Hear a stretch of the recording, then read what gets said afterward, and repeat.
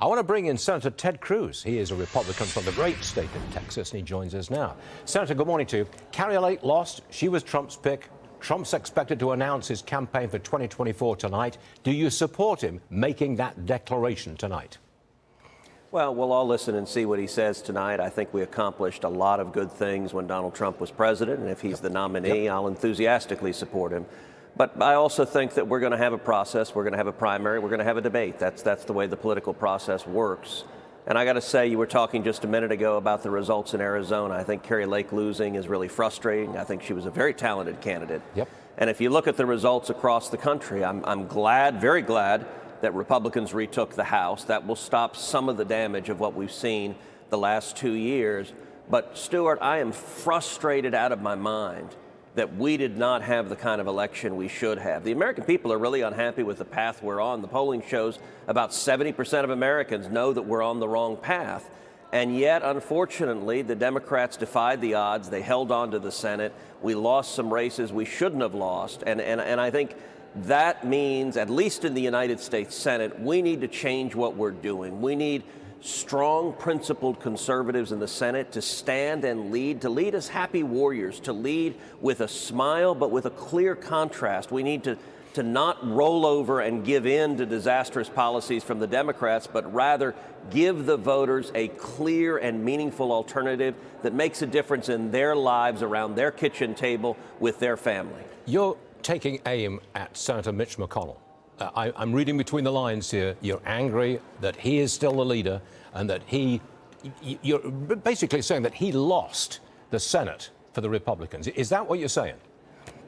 Well, in the next 24 hours, Senate Republicans will decide whether or not we have leadership elections. Leadership elections right now are scheduled for tomorrow morning. Yep. Personally, I think it is insane. It would be nuts for us to have leadership elections now and simply re-elect the exact same leadership. For one thing, we don't even know who will be in the Republican conference. We still don't know who's going to win in Georgia. I think it's critically important that Herschel Walker wins in Georgia. I went down and campaigned with him just 2 days into the runoff. We had a huge rally, had over 3,000 people come out, but that race is still not decided. It won't be decided until December 6th. And we also don't know who the senator will be from Alaska. That race is still being decided.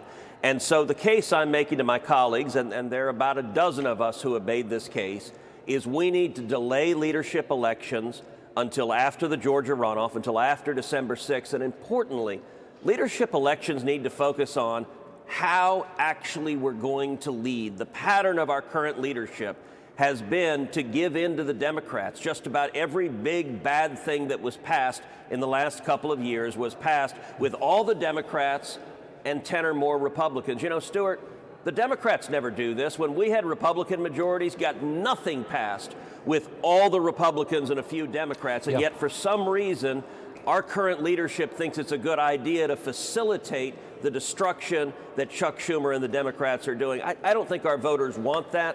I think we need to, as Reagan famously put it, paint in bold colors and not pale pastels. We've got a new poll, and it shows Texas Republicans prefer the governor of Florida, Ron DeSantis, over Donald Trump for 2024.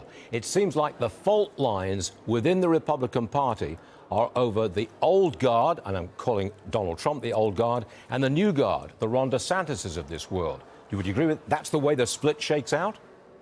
Oh, I think there'll be lots of discussion, and you know, I get that political conversation right now constantly revolves around Donald Trump. That is what it is. What I'd like us to be talking about is the policies and principles that we're going to champion that are going to help people stop the disasters that are happening, that are going to tackle and stop inflation, that are going to drive gas prices down so families can afford to meet their needs. They're going to stop the out-of-control crime that is endangering the safety of so many families across this country, and the policies that are going to finally secure the border. I think we need to be a positive, results-oriented party, and we need to present a clear alternative. One of the reasons why I'm unhappy with our current leadership in the Senate is that they believe, as a matter of principle, that it's better when Republicans don't run on an agenda, that we just run as, well, we're not the Democrats, we're not as bad as those guys. I think that's a mistake. I think we need to have clear, meaningful policies that will make a difference in voters' lives, because the way you win elections is you inspire people to show up and vote. And in this last election, unfortunately, Republicans didn't do that. In a moment, Senator, we're going to be swallowed up by a hard break. You know what that means. So we've got to end it there, but please come back soon, sir. We always appreciate you being on the show. Thank you, Senator.